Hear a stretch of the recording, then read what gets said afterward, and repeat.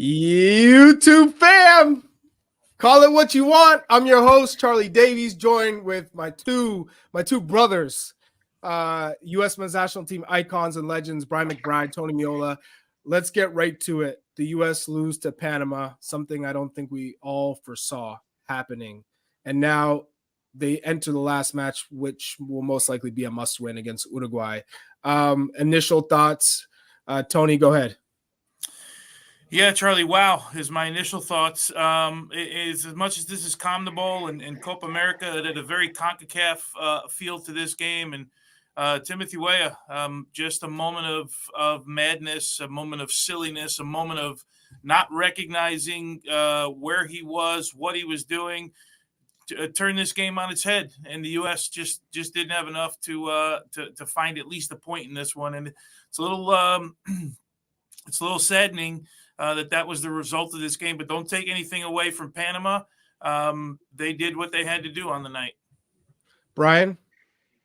Yeah, part of this game is so frustrating, and it comes down to keeping your head and understanding what your opponent's trying to do to you. And Charlie, you and I have been in that situation plenty of times where you're running off the ball and the defender doesn't care where the ball is. He's just going to give you it. He's going to nudge you. He's going to elbow you. He's just going to make you feel like as uncomfortable as possible. And as a player, you have to keep your head. You can't bite on any of that. Timothy did. And, part of it's age, certainly. But he's been in so many games and so many high quality games and value games, and you just can't lose your head. There's plenty of other times, as you know, where you can light the guy up fairly, but you just can't do what Timothy Weah did. All right. I don't know if I'm going to be the bad guy here, but I probably feel what you all feel. I see in the chat, this is embarrassment. So this is my question to you both. Timothy Weah gets the red card. I know Greg talked about it before the match. He expected a physical Panama side that are trying to ruffle your feathers and make you do things maybe that you're not accustomed to doing in a match. Where does this red card fall? Who does it fall on? Is this Timothy Weah? How much is this placed on Greg Berhalter in terms of making sure your players understand the plan? Because we've all been in a locker room where a coach tells you something and a player maybe goes against that. How do you feel that this is? Because this is tough. Charlie, for me, this one is all on Timothy Weah. It doesn't matter what game you play in the world right now. We know VAR is there. We know anytime you put your hand to somebody's head, you're running the risk. And Greg Berhalter could have told – I don't know. I would be surprised if Greg Berhalter had to tell anybody this, because this isn't just exclusive to this game. You guys know this is around the world. You put your hands on someone's head, it's a red card, and he made a silly play, and it cost the U.S. Tony, Brian, I just want to make everybody know and aware that now we're live on Golazo Network. Welcome to the show, everyone. Tony, myself, and Brian, we've been talking on YouTube because obviously that channel is live as well. So you can join CBS Sports Golazo Network on YouTube and that channel and watch us as well. But the chat is going fire. I see a lot of people are unhappy. It's a disappointing loss. I don't think any of us really thought that the U.S. would lose this game. I think worst case scenario, we thought, okay, a draw was possible, but the loss, the red card early, there were a number of things that went wrong for the U.S. Are there any positives in your mind on tonight? Is there anything that came from this that you thought, oh, well, that's a positive? Yeah, I think there's some positives, but in the long run, you're never going to look at it that way. I think in the short run, you can take away the fact that every single player fought for each other. When it went down to 10 men, I mean, Anthony Robinson and the ability to read and pick off balls and, actually open things up. The goal from Balogun comes on Anthony Robinson's read. And you need to see that type of fight from the 10 players that are on the field. And in the end, unfortunately, it wasn't enough. Tony? Yeah, but Balogun was a positive for me tonight. I thought for me, this was maybe his best game in a U.S. jersey. Held the ball up, obviously gets the goal, made good runs, was available all the time. They just fought an uphill battle. The one thing I will say, even with a man down, I was a little bit surprised at the inability to hold the ball in certain situations, even a man down. And there were opportunities. We were just too sloppy. And the last 20 minutes, man, we just ran out of gas. You could tell guys were tired. I didn't mind what Greg did at halftime, going to 3 in the back. And with wing backs, thinking maybe you can exploit them wide a little bit. But I thought it was just too much work in the midfield for those 3 guys to go side to side with no wingers covering them at any moment. So Pulisic and McKinney, I mean, they were running. They had to go all the way out to the touchline every time they wanted to defend. It was just too much. But a silly foul, a moment of madness, changes the entire tournament. So we had obviously the red card for Timothy Weah, which was disastrous. And Brian, myself, we've been kicked all game, lined up, elbows, raked on the Achilles. We know going into the game that that's their way. So for me, that is just inexcusable for Timothy Weah to do that. And I know that's out of character, but that doesn't excuse the fact that you put your team in a hole. Then Matt Turner gets injured. He guts it out for the 45 minutes. How would you guys assess Horvath, Tony, in terms of what do you think of Matt Turner in that first half? And then in the second half, how did you feel Horvath settled into the match? Well, the goal was a little bit questionable. Looking at it from the replay from behind, I can only think it got a little bit deflected the way the ball was spinning and beats Matt Turner. One that he probably wants back. He makes the play where it's actually a good play. He comes out, good footwork. He gets hurt. He gets hit pretty good. Eventually, it looked like his leg. And that's the play there that was the one that took him out of the game. He also looked like he had a little shoulder injury. As far as Horvath, I was running in and out of this room here, trying to get set up, and I saw the one replay, and I want to see it again a couple times to see if Ethan Horvath could have done better on the goal. But I will say, man, in talking about it's so hard for me right now to talk about individuals when we hear all of this about this as a group and we're so tight and we're so together and everything's done as a group, to not think in my head that the team let themselves down in this one. And it is a little bit frustrating, to be honest. McBrizzle, I know, Tony, you talked on the substitutions, and it seemed like no matter what, Tyler Adams was probably coming out at around 45. Maybe he could have pushed to 60, but given they're down a man, he's got to do a lot more work. You knew he was going to come out at halftime. But he also made the subs to Gio Reyna and to Matt Turner because of the injury. Do you like how he went to a back 5 in that standpoint and said, okay, maybe we'll sit back and we'll counter? Or do you think that they maybe should have adjusted and been a little bit more in a mid block and a more favorable possession formation for possession?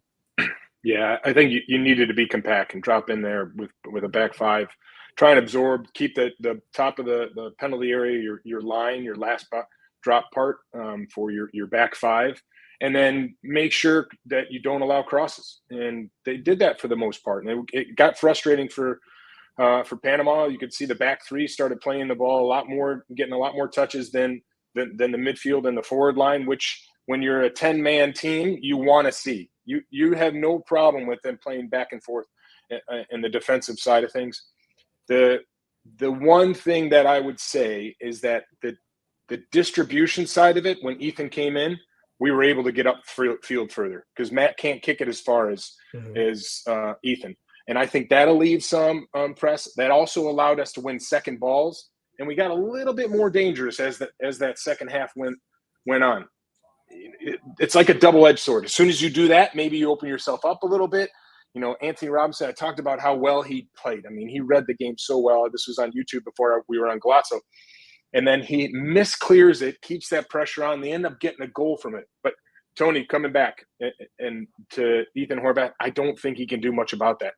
He hits a half volley 5 yards away, and he strikes it real clean. Matt tries to get his hands up and get it.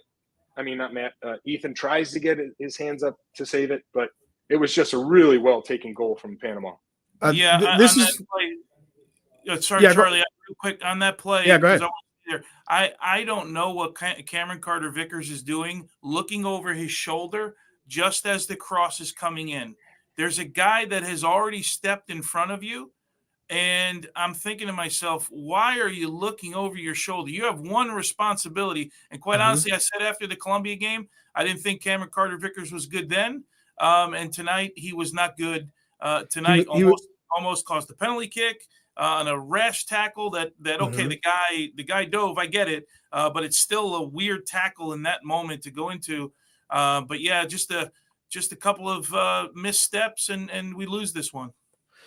You're spot on with that, because I was going to bring up that Cameron Carter-Vickers was flat-footed on that cross. He was late to react, whereas you can see Fajardo is proactive. He's how are you waiting when you know a cross is coming? Know where your guy is before that happens, but he's checking his shoulder. And as strikers, me and Brian, we thrived on that. We said, oh, he doesn't know where we are, and when he's turning and we're moving, you know he's going to be late to react. I could see a lot of people in the YouTube chat. It's going crazy. Of Jesse Marsh, who just entered the chat. It's a fake Jesse Marsh, of course. But continue to tell us what you think. I'll try and get to as many questions as I can. I know in our last segment, we'll devote that to you guys. So keep those questions going, and I'll be able to pass them on to Tony and Brian. Where do you think, I'm going to go back to the game plan and then just how we had to shift throughout the match. Where do you think the U.S. got it wrong? It's really difficult to say one thing, Charlie. I think where you get it wrong is Timothy Weah loses his head. When you go down to 10 men, you know it's not something you, one, are have in your game plan. Certainly you have a backup for it, but then it becomes all about defending and seeing if you can get up the field, get fouls, get free kicks, get corner kicks, and try and get a goal from that situation. Anthony Robinson, that goal that Balogun scored was fantastic. Read the ball, played up. Balogun tried to play 1-2, a little bit behind Anthony, but then the balance and the ability to execute a shot like that to the far post was just amazing to see. Tony, I look at this game, and in the beginning, I thought, okay, maybe the energy could be a little bit more, the fire intensity, because there were times where Balogun would lost the ball and he was trying to shield and it was out for a goal kick. And I was thinking, you did all the hard work, but then you just let the ball roll out. And then on the pass, just before the goal, it's a lazy pass because it misses Anthony Robinson's behind him, but it bounces back to him, and then he lashes at it with his left foot and smacks it home. And you go, okay. And then he grew within the game. He got a lot better from that standpoint. It was almost like, hey guys, I was still trying to figure out, my role within this team and how I can get going. And then now I got it. I'm good. I have my goal, and you could see the confidence went in his favor. Was there another player that you thought, okay, they did well given that Timothy Weah put the team in a hole? Or, because I go back to that goal for Panama, Tyler Adams is out of position. You're down a man. You can't go flying out, which you can get away with when you have 11. But when you're down a man, and then Weston McKennie was caught in no man's land, do I step or do I stay? And you could see Tyler being like, hey, you got to go. He doesn't. And then the goal happens. Well, you guys know better than I would, right? When things are just going okay for you, and then you score a goal like that, how it could change your game, right? And that's what it did for Balogun. I'm with Brian. Anthony Robinson, I thought, was okay in this match. I thought he offered so much, both when we were in a 4-4-1 and we were in a 5-3-1 in the second half. I still think that was tough on the midfielders. I'm hard pressed to think Tim Ream was good. Don't remember. I'm trying to think if there was any mistakes. Outside of that, it was Chris Richards actually was defended fairly well, got on the end of he was the guy who got on the first cross that eventually led to the goal that was called offside, right, where the goalkeeper had to make a good save. He had an opportunity in the end, so he was active in the box on restarts. That's really it, Charlie. I'm hard pressed. You're going to ask us for ratings, and I'm have to go through them all. Kill me. I can't wait for those ratings. I have one thing to add there with Chris Richards, and he's, I'm a big fan of him. I think he's got a great future. He's still young, and he still makes a few mistakes with the ball at his feet that didn't cost us. But on the first goal, when he's closing down the ball, you can see he opens up his legs to try and reach and block it. And what ends up happening is the ball hits off his knee and goes through his legs. And Tony, you can tell us this better. Like the veteran defenders, they want to just take up your space. Don't open anything up, because as a goalkeeper, you're saying the ball can't go there because you're there. And as soon as you open your legs up and they can play through it, one, you don't see it till late. Two, you're not expecting that to happen. And I think if 3 years from now, maybe even next time out, Chris Richards is not going to open up his legs and that ball's blocked. Would you agree, Tony? I did a whole video on this on Morning Footy on the big screen. I did 5 goals just on basically this play right here. Yeah, you're expecting, from a goalkeeper standpoint, you're expecting where the defender is, that they're closing that part of the goal. And quite honestly, you're only looking for him to take two feet off the post, right? A yard off the post, whatever they can. There was another play, if you remember, Weston McKennie, the ball went through his legs, but it ended up right at Ethan Horvath on the ground. And I thought the same thing when I saw the replay. I'm like, oh, man, anytime it goes through your legs, you're in trouble. And we got lucky there. So, boy, tough night, man. Again, Charlie's going to kill us at some point and ask us about ratings, and I'm going to have a real tough one with this one. I'm glad you brought that up. Don't go anywhere. When we come back on the end of this break, player ratings. Everybody in the chat, I want to see your player ratings. Do you agree with us? Because this one could be spicy. Don't go anywhere. At CBS Sports Galazzo Network, we're bringing you the game. Madness of Messi arrives! Breaking down the game. This is unlike anything else in the world. And changing the game. Get it all for nil. That means free. Whoa. And all day long! 24/7. Welcome back to Call It What You Want.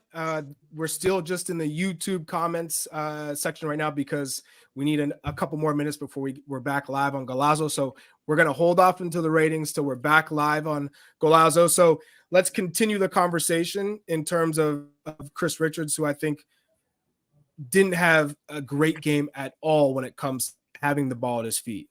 There were a lot of timid passes, square balls that weren't hit with enough pace, the long balls that continuously went out. And I thought to myself, Brian, we talked about this. Chris Richards, he could be so impactful when he has the ball and playing the long diagonals, making the smart decision. And it felt like every decision he made was the wrong one tonight with the ball at his feet. And defensively, they did shift to a back five. And you say, oh, maybe they could stick with the back and do the 4-4-1, right? And just stick with that. And it's Panama. They don't have too many players that can really break you down. But the problem is when you play a high line, that doesn't play into our strengths with Chris Richards and Tim Ream and Cameron Carter-Vickers. They're not quick with the space in behind. So I think Greg Berhalter was kind of caught in a tough place. Yeah, he was. And, the back five side of it and the Chris Richards comment, I think, is fair. Like I said, I think early he did well for us. But I even go back to the back pass he put to Ethan Horvath. Like, he played one short to earlier in the first half. And then the second half, he zips into Ethan. And I'm like, Ethan can't take a touch. And he certainly is going to have a difficult time hitting that first time. And he did. And he shanked it out for a throw in our final third. Those are the little things I think that we have to understand, that it's going to take some time. And are we willing to have that be where it's going to take some time? Or are we going to say, hey, listen, if you're under pressure and you don't feel like you can do it, just hit it up the field. Don't put us in trouble. It's got to be that now, Brian. Yeah, I agree. We can't be like, we're going to we'll get it next friendly, and while we're playing Panama again, which I don't even want to get into the next friendlies. And I know, Nations League and Europe and whatever has taken precedent, but that completely infuriates me when we play the same teams and we're talking about testing ourselves against the world's best. Figure out a way to play a better opponent. I don't care if you have to play a club team at that point. But welcome back to Call It What You Want. We're live on Galazzo Network now, as well as YouTube, and the comment section is flying. Now we're getting to the thing that Brian and Tony are dreading, we're giving player ratings. We're also going to give coaching ratings. So we'll start with the back line. The keeper, the back four. Tony, you're going to lead us off because break this off into sections. You start off with the back line. You give your 4. Then Brian gives his 4. I'll give my 4. Oh, man. You're killing me here. But okay, so Matt Turner. First half. I mean, it's almost a no score. I'm going to give him a 5.5. I still personally think that the ball needs to be saved. If you're going to win games like this, guys, you played with guys that make that save. I'm sorry. I'm not trying to pick on the guy, but that's just it. Unfortunately, gets hurt. Not his fault, but has to come out. Ethan Horvath, I mean, basically the same thing. Gives up a goal. The back line, Anthony Robinson is the only one I think I give a grade to in this match, to be honest. Cameron Carter-Vickers, whatever that lowest grade is that we want to give a player, he was poor in the game. Almost cost the U.S. before. Tim Ream, I would say the same thing as Anthony Robinson. Chris Richards, Joe Scally. Joe Scally got, when we had 11 on the field, Joe Scally was okay getting forward. He tried to get forward 2 or 3 times, but, man, he lost so many balls as well.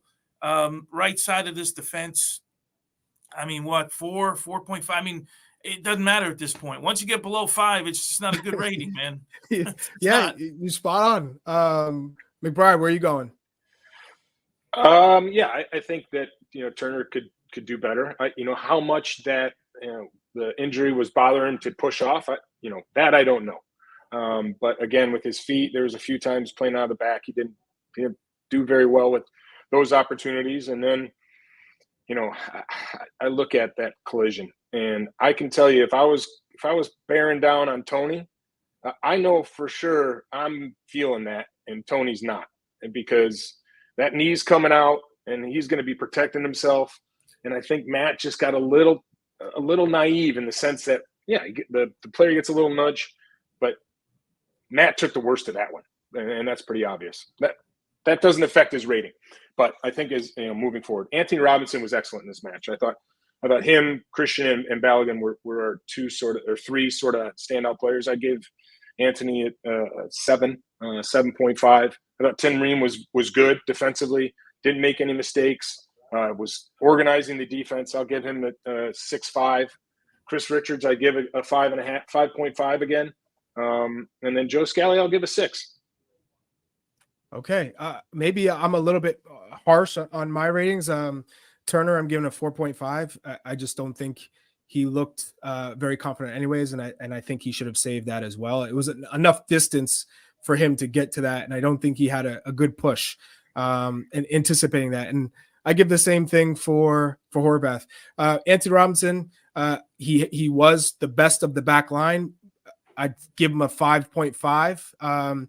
Tim Ream, 4.5, Chris Richards, 4.5, and Scally, I give a 5. That's, just in terms of not only defending, but with the ball at your feet, making the right plays. I thought Ream was a little bit off tonight as well, and Chris Richards had a very poor night with the ball at his feet. All right, let's go start into midfield. The midfield, Tyler Adams. I think he had an okay night.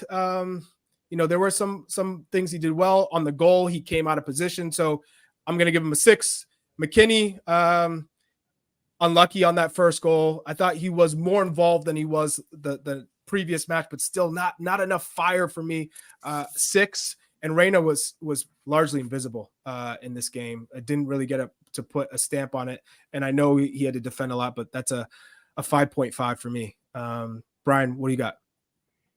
Yeah, pretty similar. I think, Tyler, of course, this is where, first of all, I want to say, you gave me a hard time for my ratings last time. It's pretty hard. Those are harsh grades for the guys that are working their tail off. But no problem. I have no problem with it. I think Tyler Adams, I give a 5.5. Didn't really have much of the ball. Seemed to be, moving well, but not having any impact, especially when we went down to 10 men. I thought that Weston McKennie looked better. I thought he showed up. There was a couple times where he was able to get around the left left back of Panama and serving crosses. And that was, against the run of play. And of course, having only 10 men, I thought he was good. And then, when you look at what we have after that, there's not much. I mean, how do you give ratings on players that are just working defensively? Tony? Midfield for me, look, Tyler Adams 5.5 because he lasted 45 minutes. He gave a couple bad balls away. He chased one down on the sideline. Really, for me, there was nothing there. Weston McKennie was a little bit better this match. I gave him a 6. Was able to turn a corner on the counterattack. I think, Brian, that might be the one you're talking about when he gets around. He crosses that ball to Pepe. Gio Reyna, a 5 at best. But I will say this. I was really surprised. He played as a right back when we went down to basically as a right back when we went down to 10. He lost the guy at the back post that Joe Scally had to come across for. Didn't get to play. Remember the side-footed volley? That was Gio's guy. Ran right by him. Joe Scally trying to recover. But I was surprised that when we changed that little formation, the one guy that could give us potentially a pass was Gio Reyna, and he came out of the game. I think it was Carter Vickers actually winning for him, right? That went centrally. But yeah. Other than that, that's really it in the midfield. Work rate, they worked. When Christian went in there, he worked. Weston worked. But you're expected to work. That's like the bare minimum. I not great. We didn't touch the ball. I think we had 22% of the ball the whole game. Yeah, it was not pretty in terms of possession. Brian, front line, give us your grades. Yeah, I'll give Christian a 6.5. I thought he worked really hard. I thought the opportunities he had with the ball at his feet, he was able to either draw a foul or work himself out of tight spaces. And then when he needed to get rid of the ball, he got rid of the ball. Florian, I'm going to give a 7. I thought he was back to Tony's point. I thought he had one of his best games. Was very available for any ball that's been played out direct to him. Didn't necessarily have the ability to get on end of them. But the ones that he did, I thought he held the ball well and did some good things. And, of course, the goal. I mean, the goal was fantastic. And then Timothy Weah, I give it 2. And it's basically because of it, you losing your head. And, it's a sad thing to say because I really like Tim and I think he's a great player. But you can't do that. And you can't do that in any game, but especially in a major tournament. Yeah. Go ahead, Tony. Yeah, I think I'm the same as Brian. I wrote down 6.5. Did you say 7 for Balogun, Brian? That's what I did as well. And for Timothy Weah, I put a no rating. I got no rating. Yeah, the only thing I've changed is I gave Balogun a 7.5 because the work rate and figuring out ways to win fouls. I think you have to give him a ton of credit, given all the pressure put on him to, hey, you got to deliver. You're the number 9. Show us what you got. So I valued that he figured out ways to grow within the game and have an impact. So he earned a lot of respect for me. 7.5 seems like a good score for Balogun. And then it's a 1. You get a 1. You cost your team. You didn't really do what you need to do in terms of up until that point anyways. So for me, it's a 1. The red card really, really put the team in a bad position. And obviously they lost given being down a man. So what do you guys think of the ratings? Were we too harsh? Were we too easy? Were we about spot on? It felt like a number of you guys in the comments thought we were pretty good with these ratings. It wasn't the match that we all wanted. That's for damn sure. And now it sets us up for a must win for the most part, most likely against Uruguay. Does Uruguay, if they beat Bolivia soundly, do they rest players? Do you see Bielsa doing that, or Bielsa saying, hey, let's take care of business and keep this train going and beat the US, which, I mean, you talk about signature wins, right? This would be that signature win because I felt like this is a signature loss. The only way to bounce back is have a signature win. We're going to take a break. When we come back, we're going to break down what we thought of Greg Berhalter's decisions tonight, his rating, and a little bit more. We'll obviously question you guys, so don't go anywhere.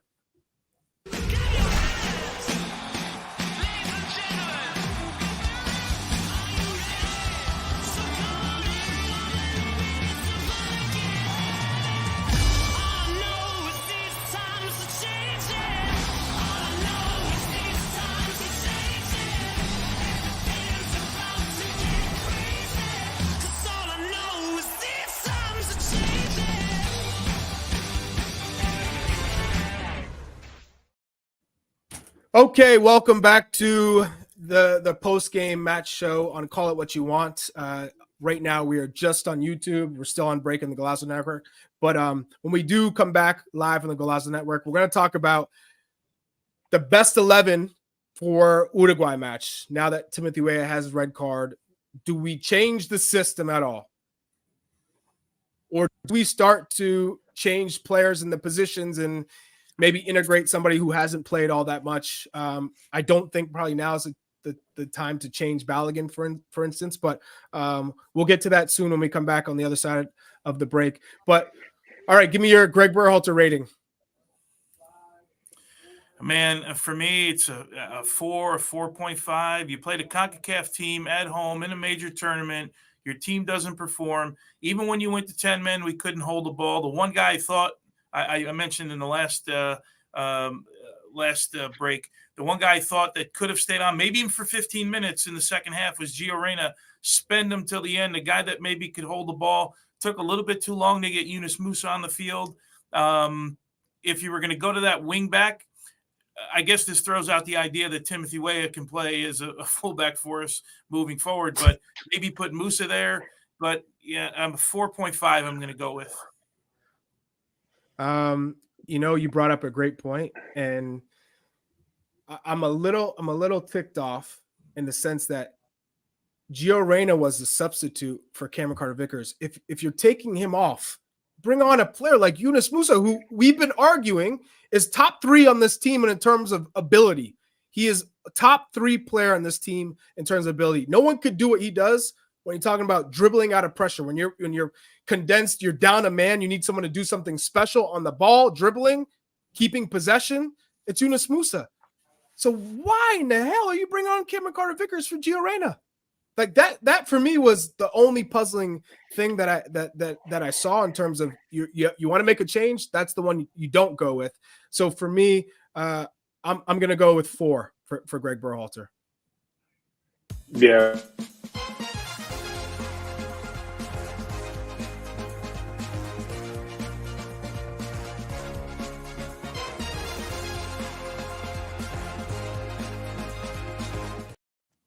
Welcome back to Call It What You Want. We're now live on the Golazo Network.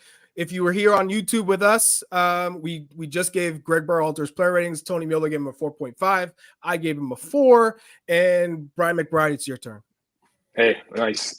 Listen, I think when you look at these situations, and yes, the coach didn't make the decision or make Timothy Weah do that or not, make Timothy aware of the physicality that's going on. But as a leader, you always take ownership to this. So I'm with Tony. I think a 4.5. The things and the reason why I'm doing that is that you guys touched on Yunus Musa, right? That Yunus Musa is the only player that we have that can come out of tight spaces and use power to break lines. And if you have that and you still have one forward up, you can make that connection. The only way we were breaking out of that was a long ball, winning second balls, and we saw a little bit of that in the second half when we felt a little bit more comfortable going forward. So to me, I understand why you put Johnny Cardoso in, because he's more aware defensively of players running off, and Yunus can sometimes switch off. But if you want to get something out of this game, I think you have to put Yunus Musa in and know that you have a back 5. So if a runner is running off of Yunus Musa's back shoulder, someone can come out from the back line. So that was my big disappointment. Nothing against Johnny Cardoso. Defensively, he's aware, but he has nowhere near the ability to break lines individually. Yeah, we talked about Yunus Musa. If you wanted to, you play the back 4, but you move Weston McKennie and Yunus Musa and you sit them 2 in front. So you have a block of 6 and you counter with the rest. You try and make something happen. Maybe Yunus Musa can dribble out, and then next thing you know, you have those mismatches. But to say we're just going to play long balls, and Balogun's not a long ball player. Christian Pulisic is not necessarily a long ball player unless Panama's playing a high line and he's going to get in behind. But that for me is where you'll kind of lost the plot if you're Greg Berhalter. So now let's move on to what do we think the next lineup should be? What is the best 11 to get a result, to get a win versus Uruguay? Because a draw doesn't do you any good. So we need to win. What is the winning team? Tony, I'll start with you. Well, we won't know in goal, right? So I'm going to, just for argument's sake, I'm going to say that Ethan Horvath starts in goal because we don't know, right? Matt Turner had to come out, so can only assume that it wasn't good enough to go. But either way, if Matt is available, Matt plays. If not, Ethan. Tim Ream for sure, Anthony Robinson. I think you go Chris Richards. And I don't think you change the back four. I think you got to keep Joe Scally. Tyler Adams, Weston, Gio, Christian. Does Brendan Aronson get a start on the right-hand side? That's a possibility. I don't know if the Uruguay game with the physicality is the game for him. Certainly Flo up top. I guess the decision is who he plays outright. I don't see Greg going to two forwards. You put Eunice Tony, in midfield and put Gio out wide Christian. right. Put Gio out right, or you put Christian on the right and play Haji right on the left. If you need to be more aggressive. And Haji will be okay with the physical part of the game as well, because if you watch Uruguay play in that first game, we're going to watch him here in a half hour or so, maybe a little bit less. Man, when the ball turns over, they are fast in transition and they have bite in every single. They are very Marcelo Bielsa-like. So you're going to need a little bit. You're going to have to deal with the physical part of the game against Uruguay. So and Brian, you got to be good enough with the ball. Give me your best 11. So, and we have to be smart enough to say, hey, you know what? We can't play through these guys all the time. So we need to go over the top. So I think the back four stays the same. I'm with Tony. Based on that Matt coming out, I can't imagine him being fully 100%. That's still probably an up in the air thing for me. And then the midfield, I have Eunice, Weston, and Tyler. I put Gio out wide right, and Christian, who's been fantastic on the left. I wouldn't change that at all. His relationship with Anthony Robinson is, I think, a difference maker for us. And I start Flo Balogun in the center forward position. Now, Brian, you made a face when I mentioned Haji Wright, a face of disgust. But it wasn't disgust. It was more like you got to be out your damn mind. It was okay. All right. But hear me out. You just said we got to be more direct. This is an Uruguay team that is crazy. Doesn't that suit a championship style attacking player who's used to that up and down? And if you're talking about U.S. men's national team players who have come in and made a difference as of late, it's Haji Wright. I mean, he's shown that in the championship that he's somebody who can make an impact on the game. Not possession, which I think that's where you would struggle in a possession type game. Haji Wright with the ball at his feet. But if you say, hey, we're playing long balls, get in behind, be somebody who can, Christian Pulisic can run off of, be somebody who Balogun can play off of. I think that plays into that type of style, that tactic, although you can always make that substitution at halftime or early in the second half. But so who you're not starting? So who you having Haji Wright in? And you move Christian to the right. Who are you not starting in midfield? Well, the only person, it would be the same starting midfield. Okay, so you're not starting Eunice. Yunus Musa wouldn't start in that case. Unless you want to take off Weston McKennie, or who I don't think you take off because of aerial prowess and that type of set pieces. This is a game that you have to figure out different ways to win. So it's the long ball, playing direct, not the cute, we got to build out the back and break down the pressure. This is like, hey, we got to win. This is go back to old school, play it into the channels, get the lines up high, counter press, play set pieces. But in terms of that mentality, I think that may benefit some of the players that we maybe haven't used. So one of the things you can do, and Haji, yes, decent in the air, but one of the things you can do, and one of the things we have done in the past, is you push Weston out up high right, and you play the ball direct to Weston, and you run off of Weston. Because if you're playing the ball direct to Haji and you got Christian on the other side, you got Flo who's going to be running. It just doesn't, for me, it doesn't work near as well as if you're going to be pushing your whole lineup, have your midfielder pushed out wide, hit the ball direct to him when you need to. Then you loosen up that pressure, and then you can start playing with your players that are capable of playing through. My only counter to that is we saw Panama against Uruguay. How did they struggle? And that was pace on the counter. Weston doesn't give you that. So you lose anything down the right flank in terms of counter. Weston has no pace, Brian. Oh, What do you man, you're mean? crazy. You're crazy. You think Weston He's has got pace? He's so big. You don't think he has pace. How do you think he ran by Weah, the Panama Tony defenders? Weah. Does Weston have pace as a right I don't winger think on a counterattack? I don't think he's slow. And I think his biggest bit of his pace is when he gets his body on someone, he's hard to peel off, right?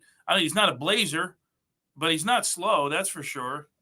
No one said he's slow, but I'm talking counterattacking, getting in behind.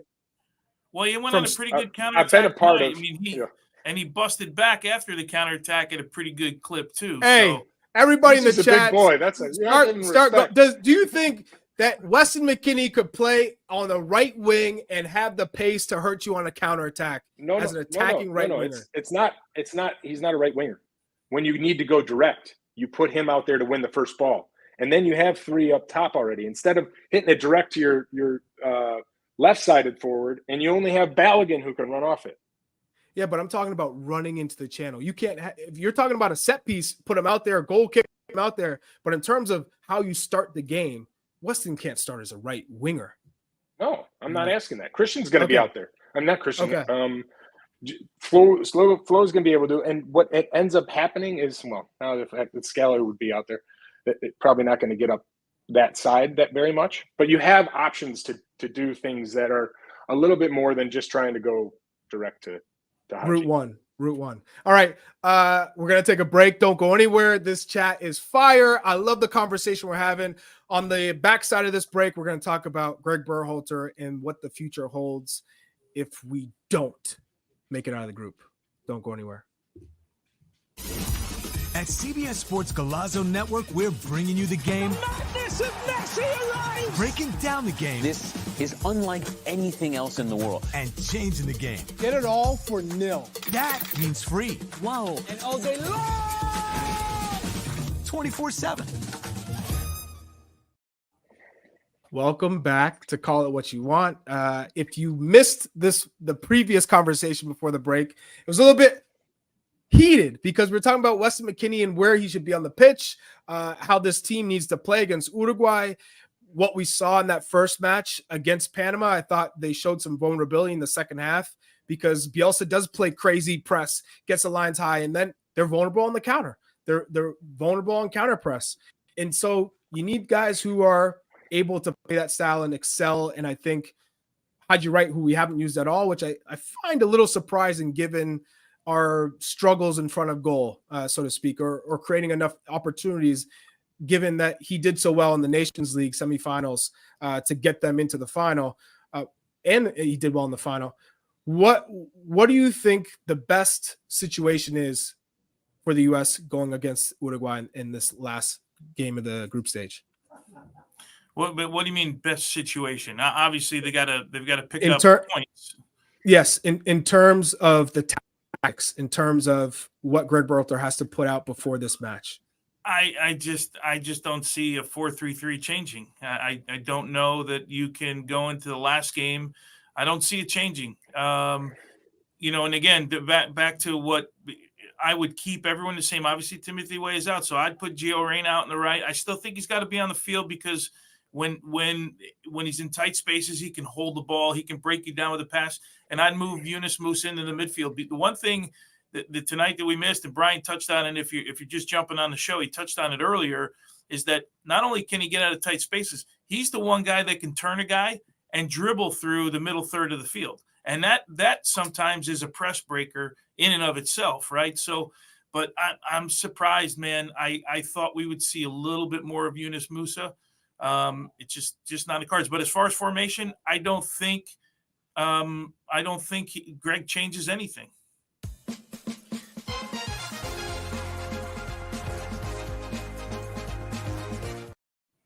And we're back. Call it what you want. I think this is our final segment. We've just been talking a lot about the best 11 for the U.S. men's national team as they head into the final group stage game against Uruguay, which will most likely be a must-win scenario for the U.S. to get out of the group. I think we're all frustrated given the result. There's some players who haven't been used as much as maybe we thought they would. Josh Sargent finally comes in as a substitute. Ricardo Pepi got enough time in this match as well because Balogun worked his butt off and you're down a man. I think he did as much as he could. Didn't get many chances, but what a left-footed finish to put the U.S. up in front in the first half. How do you see Josh Sargent and Ricardo Pepi playing a role in this second match? And do we see at least a thought process around changing the formation to make it so much more attacking if the game is tied in the middle of the second half, maybe later stages of the second half? Go ahead, Brian. Yeah, I think we know we have to win this match. So if you need a goal, you definitely are going to see some formational changes. You're going to add another attacking player, whether it's Josh Sargent or it's Ricardo Pepi or even Haji Wright. I mean, there's different options you have to bring in. But I imagine if we're down a goal and Uruguay is sitting back, Josh Sargent's a good option. He's good with his back to goal. He can finish. He's coming off a strong season at Norwich. So you have different things. You touched, Charlie, on the fact that Haji Wright can run in behind a little bit more, and he's used to the physicality that Uruguay is going to bring. So you definitely will see a formational change the later we get into this match if we need a goal. I know there's a lot of people that love to see me triggered in the chat because when I am not in the host chair and I'm in one of your chairs right there, I can get triggered. The chat can trigger me. Daydream Night just said, hey, how about we set up a race with you and Weston? Whoever wins gets to start against Uruguay. I don't know. My hammy might go on me. If we're going if we go over 40 yards, I think my hammy's going on me. But in terms of Greg Berhalter, is this a must-win game for Greg Berhalter, Tony? Is Matt Crocker looking at this game saying, you know what? I gave you benefit of the doubt. The players wanted you back. This is it. This is where you make your money. This is where we make that decision. Yeah, I see where you're going. Yeah, I think it could be. We said it prior to the tournament. They needed to get through. They needed to find a way out of this group. If they happen to lose against Uruguay, and of course got to play the match, that would be what, if my math is right, that would be 4 of 5 games right in this window, if you will, the preparation and the Copa America. But I'm with you. We were looking for that signature win, and as we were kind of prepping for this competition and thinking about Copa America, we were all thinking that signature win would be either Brazil or Colombia, right? That was the thought process going into the knockout rounds. That signature win might have to come right now for me in order to save Greg Berhalter. Brian, do you think the same thing for this match for Greg Berhalter? It's when he may continue versus B, you lose and they need to make a switch. No, I don't think it's if they lose, then they're going to make a switch. I can tell you, though, after today, there will be conversations, and not with Greg. They'll have full support for Greg going through, and rightfully so. But if for some reason, and it is going to be an uphill battle against Uruguay, that we don't get out of this group, I have no doubt that there'll be discussions about what is the way forward, and is Greg the right person for it? I've said it from the very beginning. With this group, a terrible Bolivia side, a Panama side that we've beaten many times, that they don't have anywhere near the quality we have. They have the fight, and they have a great manager in Thomas Christensen. I think in terms of tactics and how he has made Panama a more respected side, I give him a ton of credit. But there is no way in hell that this U.S. men's national team should not have gotten out of this group in Copa America. Zero chance. And if they did not make it out of the group, that they need to make a coaching change. I've said that from the very beginning. And I'm not even talking about the stumbling into the Nations League semifinals with the loss to Trinidad and Tobago. I'm not even talking about the stumbling against Jamaica where you need a 90-minute plus own goal from Corey Burke to get into extra time to win. I'm not talking about the shellacking from Colombia in a friendly, because we've saw in a friendly prior to the World Cup where Japan absolutely shellacked, and it was Saudi Arabia absolutely shellacked the U.S. men's national team, and everybody was like, oh, hell no, we're going to go into this and lose. So I knew that a friendly can happen, a result like that, maybe not 5-1, and I knew the changes maybe altered that, but you come into Copa America and you prove a point. And I thought they came with the right mentality to win the first game 2-0, still a little bit lackluster in front of goal. But to lose to Panama, I don't give a shit if you got a red card. You lose to Panama and you lose to Uruguay and you crash out of this group stage, there needs to be a change. It's that simple. And I know you hire a sporting director from England, a foreign, to make those hard decisions. And Matt Crocker, who I've had a couple of conversations with, is a sharp guy. And there's no way you have somebody from Europe to sit in this chair and say, you know what, we're going to continue with this project. Because at the end of the day, you want to be inspired to have hope heading into a World Cup on home soil. And we have not been even slightly moved to say, hey, this team can do something special given their results. So for me, you got to make the change. Yeah, well said. I mean, you nailed it, Charlie. It is what it is. You're based on wins and losses in the end, and I'm with you. If this team doesn't get out of this group, I would be shocked. And we're trending that way right now. This Uruguay side is really, really good. Can they pull something off? Yeah. Even with pulling something off, we have to. I can't imagine you're going to judge on one game, but in the end, that's how managers are judged, I guess. But at the moment, there's nothing that leads me to believe that we are any better right now than we were in 2022 at the World Cup. I was perfectly fine with what happened at the World Cup. I think we got as far as we should have gotten. I look at that Netherlands game and I say the Netherlands were just better than us. We didn't have very many guys, if any, that would have started on that Netherlands side. We were outcoached, Tony, in that game. We were outcoached. No, I in that agree. game. But we still don't have players that would have made that Netherlands side for me, right? You could say the same thing in Morocco, and they made it to a semifinal. It's all about the tactics and the mentality. And obviously, you got to get a little bit lucky. I get it. But I'm okay with where they ended up in 2022. I wouldn't be okay with that in 2026. No way in hell should we be happy with just getting out of the first round. Brian, you can't tell me they haven't regressed from the Nations League in 2023. They smacked Mexico 3-0. They smacked Canada 2-0. BJ Callahan was on the sidelines. And I know Greg was hired after that semifinal win. But we have regressed from that moment. There is no doubt we've gotten worse. Yeah, Charlie, I understand where you're going from that, and I think there is some complacency in certain positions. But you also look at Christian Pulisic is playing better for us than he ever has, and the fact that we're not turning that into better results, that's a big question mark. And sure, you can talk about Tyler Adams being this big influence in this team, and he's coming off an injury, so he's not in. And those are all, I think, in the end, going to be excuses that you can throw out. But in the end, going back to what you and Tony are saying, this is a results-based sport, and Greg knows that. The whole player group knows that. So if they want to make sure that Greg is a part of this, they need to win this next game. Exactly my point. We got you there, Brian. If you don't win, it's time for a switch. It's time for the switch. I am so funny. Sick of this mediocrity. I am sick of it. I am honestly sick of it.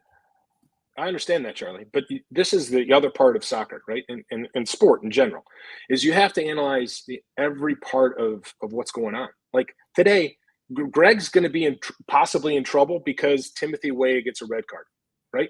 And that's the harsh reality of this sport. And so I'm always aware of this. This isn't where I'm not aware of certain situations, and I'm my heart on my sleeve. I'm a U.S. national team supporter, but I also know that this is a sport, and you have to make sure that you follow through with what you're trying to accomplish, and that's win games.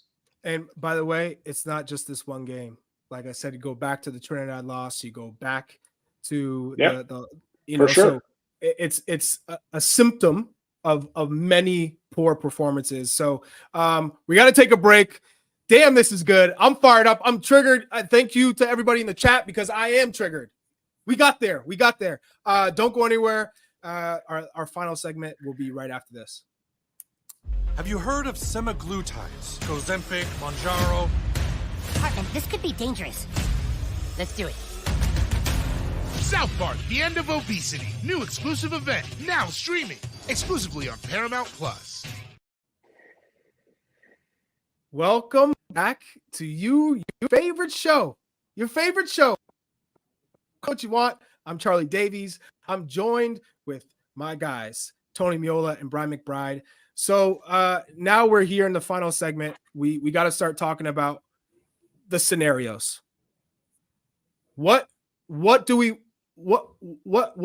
want at this point? US fans, what do we want to see in this final match against Uruguay? Because there are some, Brian and Tony, that will say, you know what? I want them to lose. Is that, because they want the change. Never. They feel like they want to go forward with it. I know we can't stand for that. Sorry. I'm telling you, there are people in this chat that are like, let's lose. We're ready for the change. But what are the scenarios here? Well, I guess the scenarios as far as points we're going to see after Uruguay plays, right? So we'll know. But I would think at a minimum they need a draw. But of course, this depends. I'm going to go into this thinking that the U.S. needs to win against Uruguay. But again, we'll find out here in a couple of hours once this game is played. The scenario's simple, man. You got to find a way to get to the second round of this competition, to get out of this group. That was the mission when you got here. They all talked about it. They all said it. And they knew what was coming on the other end of that. So if they don't, it's a failure, period. It's a failure if they don't get out of this group. You know what's crazy?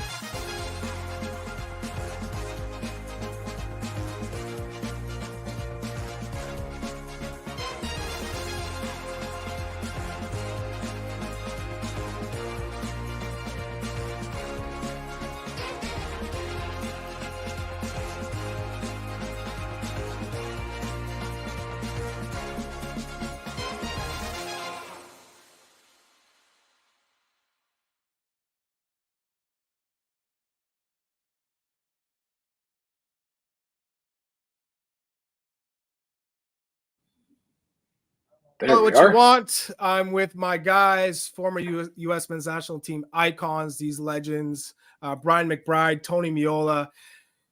Okay, it's a disappointing night. The U.S. lose to Panama. They put themselves in a very difficult position. Now Uruguay is about to line up and face Bolivia.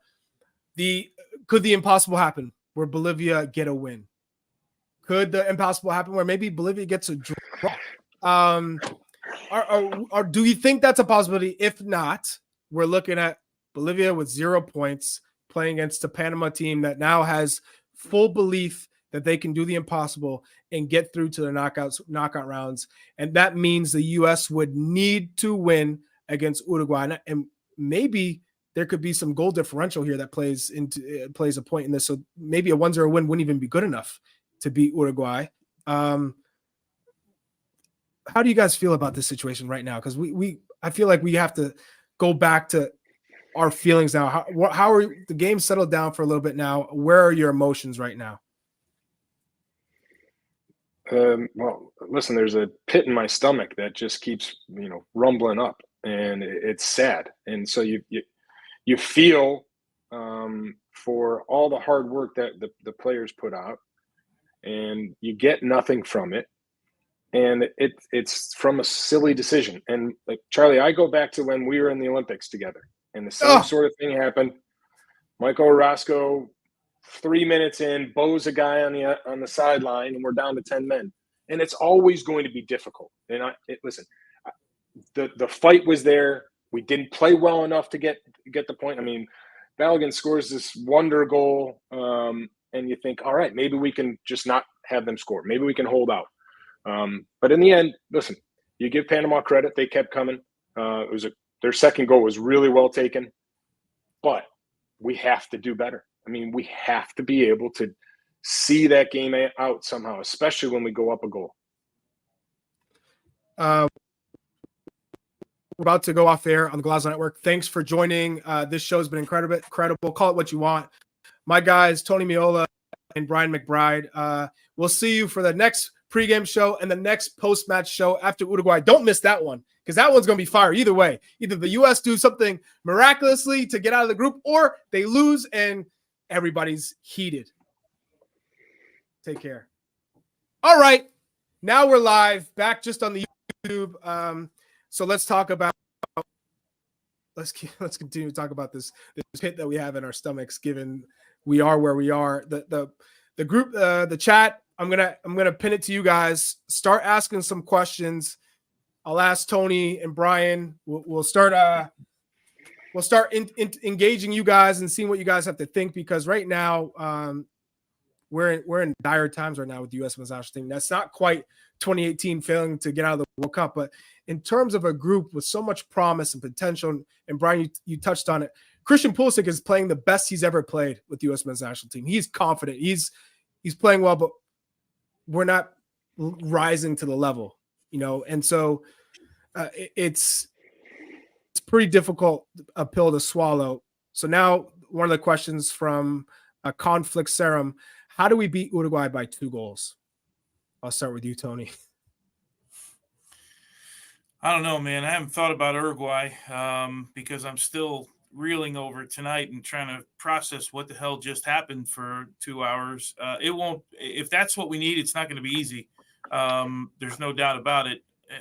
And nothing's impossible, especially in Copa America.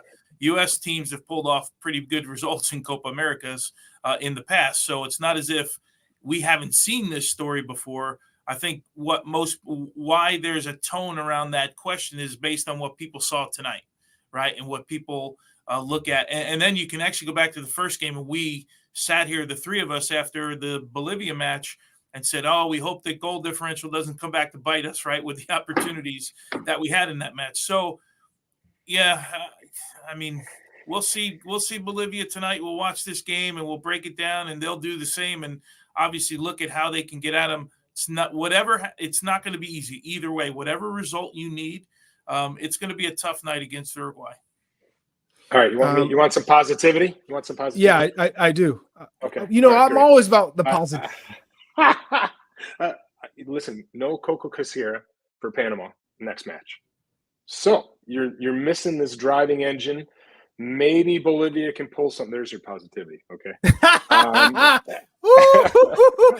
know you saw that Bolivia team. They're worse than some USL League 2 teams, bro.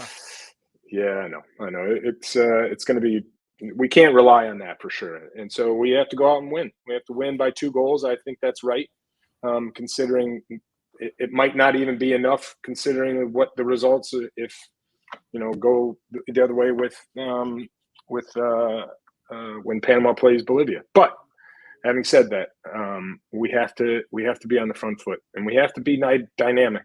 We can't just think we can try and play through this really organized and committed Uruguayan press and spread them out, turn them around, open up some space in midfield, and then we can start playing through.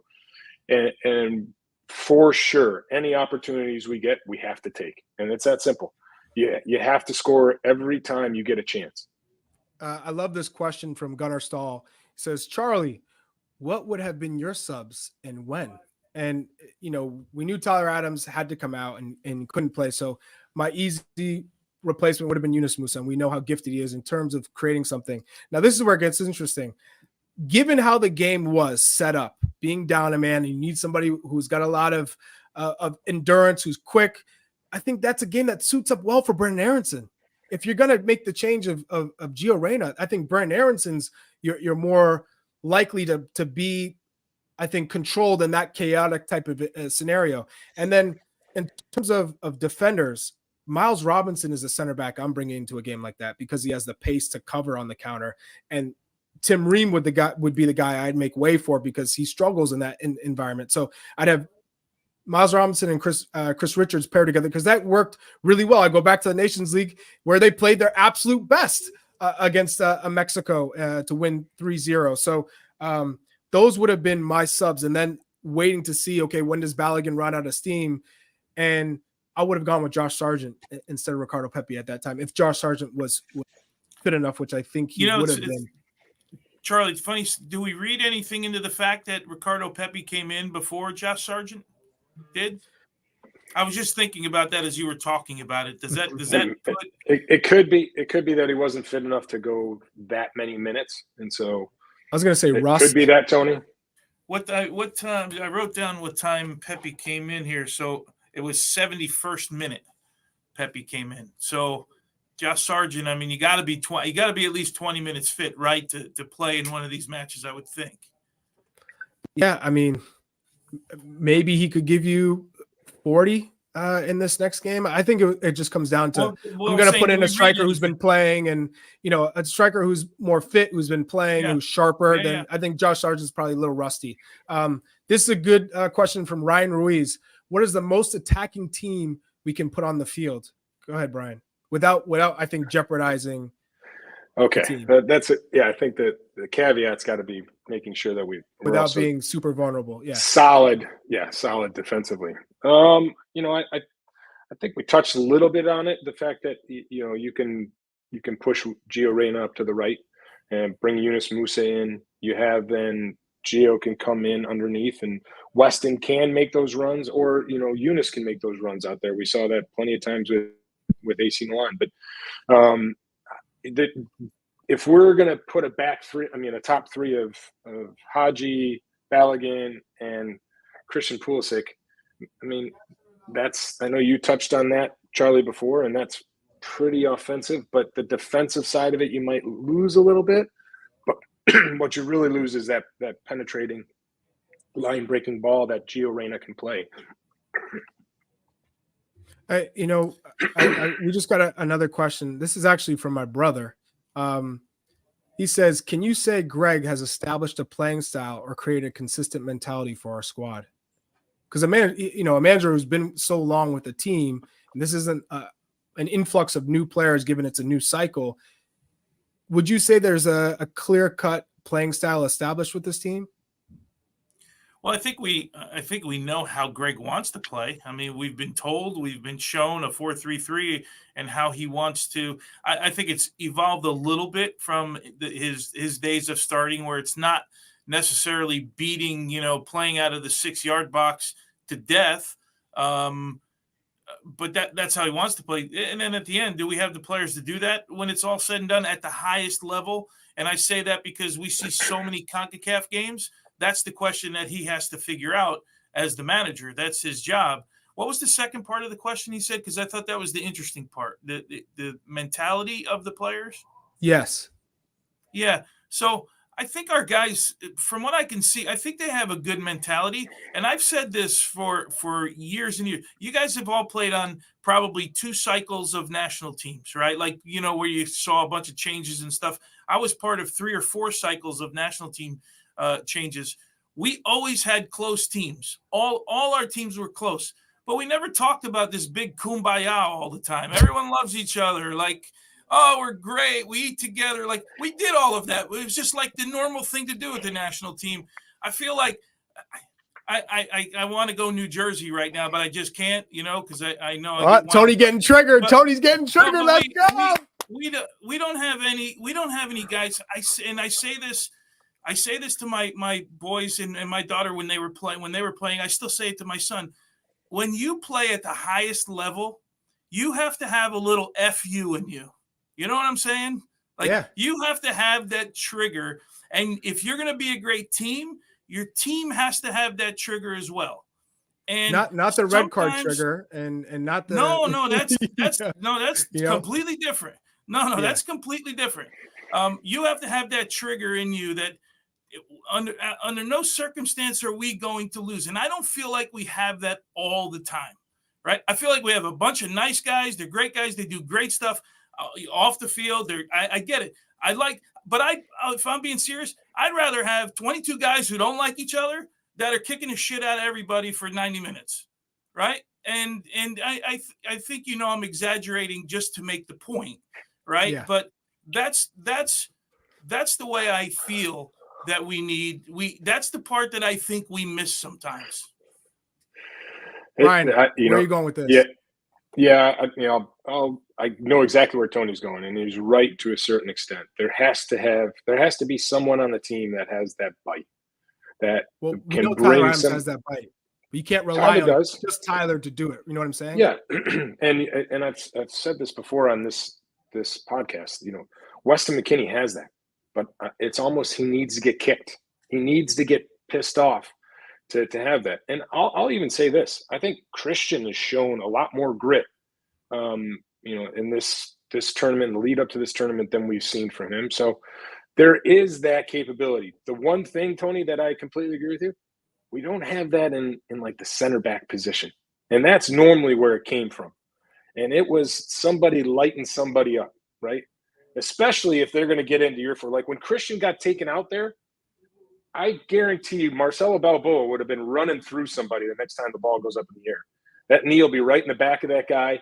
And the forward be looking back at the center back and be like, stop kicking him because they're going to kick me. So all of that comes into play. And, yeah, I think we could use a little bit more of that in the center back position. You know, whether that comes out, I'm not sure.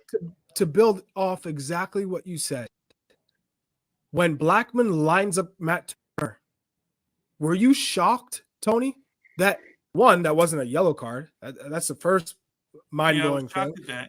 But two, the reaction from the players, it wasn't like, okay, I got your back, Turner. I'm gonna give him one knee to the quad, you know, pretend like I'm checking for the ball and smash this guy and take a worthy yellow. Were you surprised by that, or were you indifferent? Yeah, look, generally when those things happen, you see a little scrum and you got guys. It happened at the end of the game. Who got taken down from behind? Was it Christian, right? The dribble through the midfield. Christian got when Karaskia got the red card. It happened there, and I think, you know, tempers flared a little bit, but it was just a little bit too late at that point. But again, it's not for me, Charlie. It's not about the single moments. It's about the mentality, right? What did we say about? And I hate the moniker that the old U.S. teams used to have all of this fight, because when we say that, we take away from some of the skilled players that we had on those teams, right? We forget those guys. It was all about fight and determination. That's the only way we could win back then. Yeah. That's at a bare minimum. Like, I still look at your days, right? Like Jermaine Jones, Michael Bradley in his prime. Like, look at the middle of the field. Right? Who'd you have as center backs? Whether it was Gooch, and they were taking you down. Yeah. I don't want anyone to think I'm trying to compare players. What I'm trying to compare is mentalities, right? The mentalities of the players. And I don't know, man. There's just moments where I feel that that's lacking. And that's why every time I hear all of this, you know, love affair all the time, I just tune out all the time. I don't really care, if I'm being honest with you, how much everyone loves each other. I don't care. I just want to see it happening with regards to results. Look at my brother with the stats. Now, yeah, it's 19 fouls to 4, but you also have to remember there's a red card in the game. So once that happens, you ultimately are just surviving. And the fouls are kind of you don't have a lot of the ball. Slowing, yeah, and so you got to slow down the game. So, and on one hand, I think the U.S. have to be smart, because you could clearly see tonight Panama played like their lives depended on it. They said, you know what, we're going to do whatever it takes to get a result. That was the mindset. Whether it's tricking the referee, diving, the one on TCV, it's clearly a dive from Fajardo, but he's trying to put defenders in bad positions and take advantage of it. The running into Matt Turner, maybe I can get a reaction from somebody, and they finally get the red card from Tim Weah, and that's early in the game. So you could tell the mentality was, we're fighting. We are coming to fight. This is a street fight for us. Luka Karaskia, you didn't see anything from him in terms of his ability that we see with Houston Dynamo. Some of the times games where he's playing with Panama, it looks all nice. That was not what we got tonight. It was a straight scrap from Panama, and it worked to their advantage.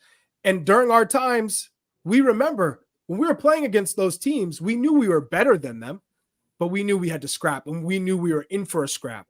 And it was that survival mode that we played with, that, okay, eye for an eye, always. And you're not getting by, I'm taking you down. And just knowing how to foul and when to foul, being the smarts of that game, the dark arts, if you will. We're not seeing that from this team. That's what I'm saying. I think that's what you just said, Tony, in a more go look at way. that. Go look at that play when the guy gets behind Gio and there's the volley to the far post, inside of the foot volley to the far post. I mean, things completely broke down. Think about the guys that you played with. I can tell you the guys that I played with, there'd have been some serious screaming and yelling going on for about 30 seconds. And someone's boot would have been up someone's backside. I just don't see that. And I see it around the world with all of these teams. I just don't see it here with this group. And again, a little bit of that is frustration at the end of the day because of the way the thing went. But it's those we keep talking about little things. Those things are just as important to me as they are to making sure that we complete the passes and we're good on restarts and we're organized defensively and we do all of those things. That mentality part for me has to be there all the time. And it's not just about running. Okay, everybody runs in this game. This is not a good game to play if you don't want to run. And we know that's like the bare minimum. And that's why it gets frustrating sometimes to watch. Unless you're a goalie, Tony. Unless you're a goalie. I knew it. I didn't know which one of them was going to say it. I just knew someone was going to say it. And I'll be honest, McBride, the goalies don't run from you for nothing. Can't dribble for nothing. Can't run for nothing. These goalies. Get in the back of the running drills. Hey, we're gonna call it a show. What a night! I mean, not the night that we thought the U.S. men's national team would have, not the conversation we thought we'd have at this point, but here we are. Now we're watching Uruguay going to beat up on Bolivia. It's already 1-0. Facundo Palistri in the 8th minute made it 1-0. So safe to say that Uruguay is going to beat down Bolivia in this one, and we're going to have to beat Uruguay by a few goals, not just by one. So it's a pretty difficult situation the U.S. got themselves in. But that's your show. Call it what you want. We had a great night. Thank you. The live chat was fire. Appreciate it. This show gets better and better. My guys, McBride and Tony Meola, you guys said the right things. You said the right things. You got me triggered a little bit, the chat. So everything was solid. Until next time, thank you guys. Have a great night.